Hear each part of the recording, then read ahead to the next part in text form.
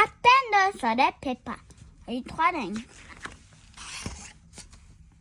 Нэгэн өдөр өвөө эмээ хоёр нь Пеппагийн гэрт ажиллан ирж амтаа арай ол иджээ. Пеппа Жорж хоёрын унтах цаг тунд өгсөн байв. Тэд хоолоо идэж байхад аагүй хай гэнэт маш чанга өвсөж өгөв. Хи гэж бүгд хөрлөө. Хоо уудлаарай гэж аагүй хай шүүгнлээ. Би жахаа ядарчиж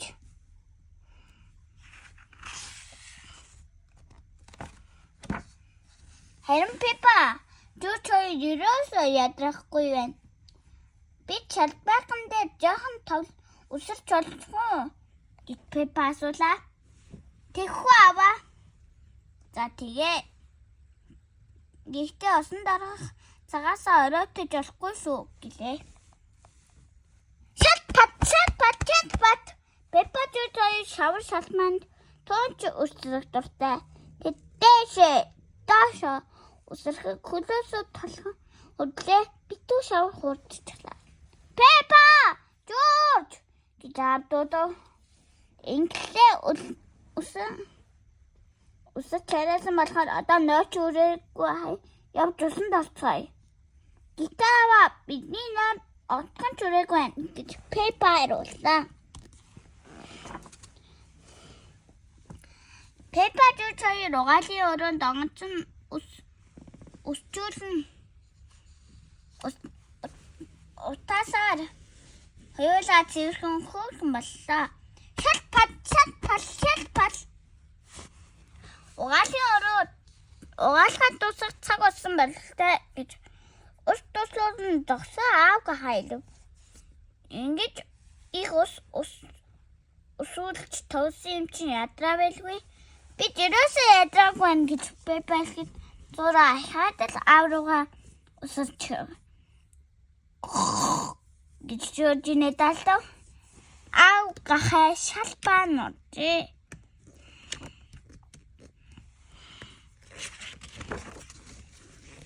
Пеппа Жорж хоёр угаалын онгоцноос үсэн аллаа.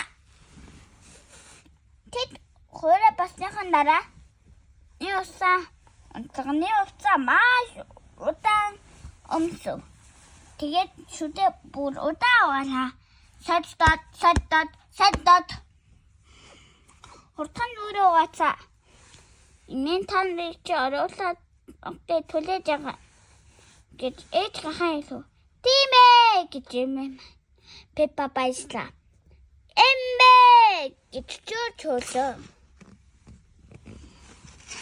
Пеппа Жорж хоёр арай хийж нэг ондоо ороход бэлэн болжээ. Тэд аав ээжтэй тавтай насаараа гэж хэлжээрээ өрөөндөө ороход имэн хүлээж ав.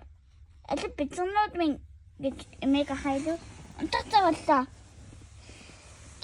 Пеппа бамруушгүй бол би унтаж чадахгүй шүү дээ гэв.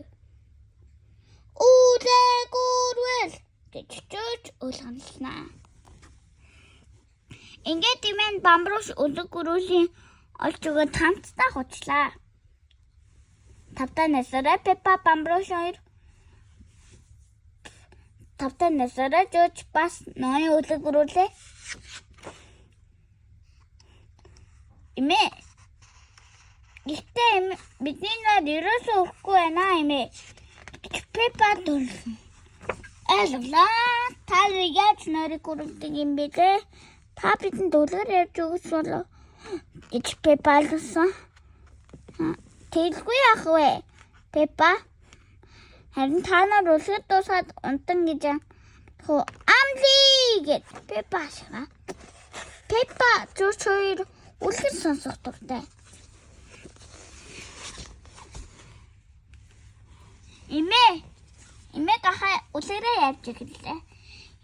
Эрт өдийн цагт нэгэн Пеппа дэдэг үцлэнтэй шиддэг үзэглэнтэй гүн жажинэ хэмээн Пеппа яриагаа тасаллаа. Яг зөв гэж хэмээлв. Бас хи Жуур чимэн зоригт баатар ээжээ. Гэт Пеппа хятад яриаг нь таслав. Хи гэж жуур чөглөө. Эмээг ахаа өргөлөв. Пеппа гүнж Жорж баатар хоёр нэгэн шилтээнд амтран Тэнгэрийн баатараас үрхээр том шидтэн Пеппа нэмлээ. Эмээг ахаа үлгэрээ урдан дуусгахыг хичээв. Пеппа гүнж Жорж баатар хоёр шилтгээдээ өдөржин тоглож маш их хатаржээ. Тэгшин чин хаана иржээ? Пеппа баясан илүү бас тоогооч шидтэн аймлчиг үүлээ гурвал гэж Жорж нэмлээ. Тэгээд тоогооч унд илжиж маш том тайлаглээ. Хажуутай талах бялуу цэлцэнүүр Пеппа биддэг бүх хоол хүнсээ нэрлэнэ. Яг энэ өвөөг ахаарж ирв. Би Пеппа хоёрт үлгэр ярьж өгч байна гэж тайлбарлав. Бац бид үлгэр дуусангууд унтна гэж амласан. Тийм үү. Миний начлаа өвөө чидүүлүүл ямар вэ? Би тусгалтаа уншаа сайн шүү. Ингээд имэн тавтанасараа гэж хэлээд өрөөнөөс галлаа. Өвөөнөлөрийн төгсөх гэж чадвараа ичээжээ. Тэд сайхан цайсныхан дараа бүгдээрээ унтжээ. Төгсөв. Гэт Пеппа үлгэрийг төгсөх хүссэнгүй. Тэгээд тэжжээ. Тэгтэл найзууд нь хурж ирчихлээ. Ингээд Пеппа гүнж суух тэргээ. Тэгээд дугаач бас томоо гэж үдэшлэлт хоох шийдэв. Өдөлгүй аав гахаа орж ирлээ. Би үлгэрийн мэрэгчин шүү гэж тэр хэлв. Тэгээд би эдний дараа нь удууцнаа өвөө гахаа шимнэв. Ингээд өвөө нь тавтанасараа гэж хэлээд өрөөнөөс галлаа. Пеппа гүнж Жорж баатар хоёр тамаа гэж өдөртөг зохио гэд байсан. Пеппа авдаа илээ. Resulta. Au hilf.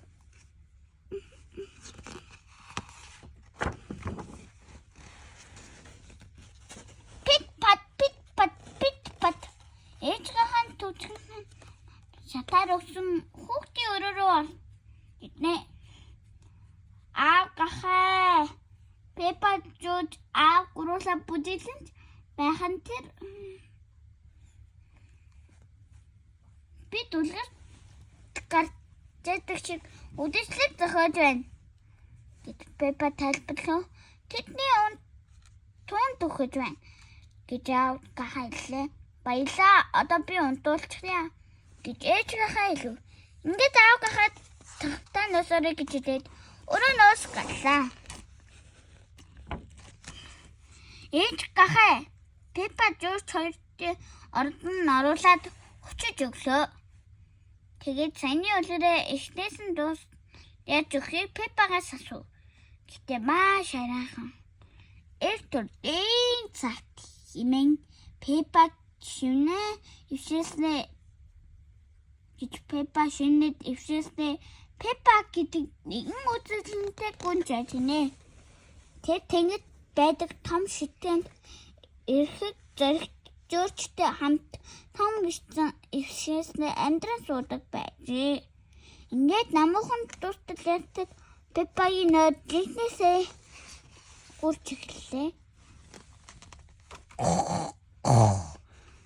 Пеппа үлгэрээ дуусгахыг хичээсэн боловч нүд нь анаалтаад бассангүй. Өдөлгүй Жорж амтчлаа. Пеппа жас. Ээж нь гахай тэдэн рүү харан инэсгэлээд тавтанасараа Жорж тавтанасараа Пеппа гэж миний шимнэ. Ингээд дөрөнөөс гарч шатаарууд нь имээ өвөөрөө тэр очлаа. Яасан урдан унтчихаа бэ? Пеппа чуучрын бас бүх үдийн унтацаа гэлээ. Тавтай насаараа гэж ээж гахаа хэлв. Юу сурсан бэ? Бүгдээрээ тайлбарцгаая. Пеппа чууч хоёрын нойр яагаад хүрээгүй бэ? Асуу. Пеппа Жорж хоёрын нойр нь яагаад хүрэхгүй байсан юм бол? Яагаад тэд нойр хүрдэггүй хүүхдүүд дадж төгссөн байлээ. Хүүхэд хэдэн цагт унтах ёстой байдаг юм бол? Хүүхэд хэдэн цагт унтдаг вэ?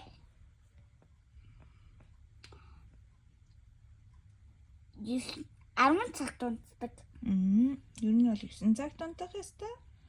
Хэрвээ ном уншдаг бол 10 цаг гэхэд бүрэн унтчихсан байх ёстой тийм ээ. За, Пеппагаад дагаад бүгдээрээ сайхан амарцгаагаарай хүүхдүүдээ. Баяртай.